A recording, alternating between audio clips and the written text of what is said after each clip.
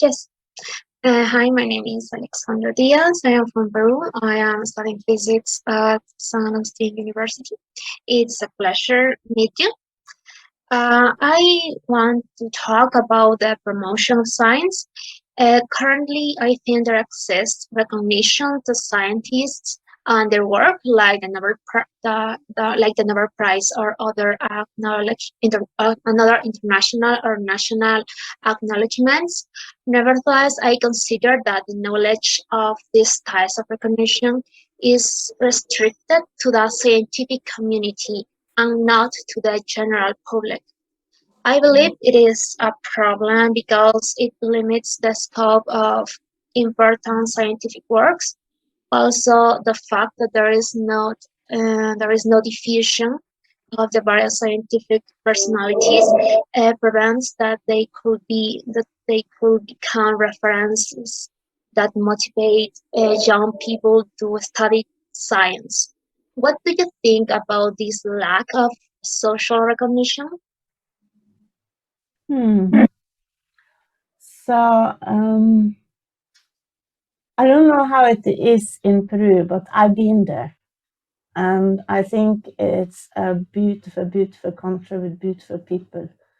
I don't know how much interest people have in science in Peru, but when I was there were so many other topics to think about in Peru that overwhelmed the people I spoke to. So maybe that is what has happened, I don't know. But what I can say is that, again, I can speak for myself in my country. And what has happened, especially after the corona, then people have realized that we need science in order to get vaccines and to get medicine to the benefit of humankind. And after this, then it is people are more fond of science than sports. And Norway has been people of sport idiots. Excuse me, all people, but it has been extremely important with ski competitions and soccer competitions, and they are so well paid, and it has been so important.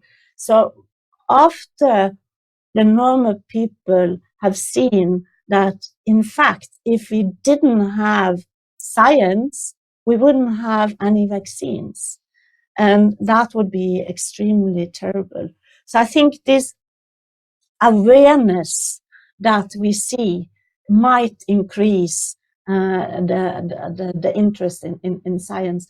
What field in physics, what are you studying in physics? Maybe it's so complicated that it's difficult for normal people to understand. What is your field? My field is computational physics, but it is applied to medicine. Okay, so you make models then, chaos theory, or what kind of models do you make? Currently, I am working in artificial networks in order to predict cardiac compromise in Chagas disease. Okay. Yeah, so that might be a challenge to tell people, but what is possible is then to say how complicated it is, so that we need machine learning or artificial intelligence in order to understand the big picture. And that's the same with the brain. There's so many brain cells, billions of brain cells, and we need machine learning and artificial intelligence in order to understand the complexity, to make it simpler so that we can tell people about it. But yeah. I'm sorry, I don't have that many solutions to it. So I'm curious about if there are other people who have some solutions to your question.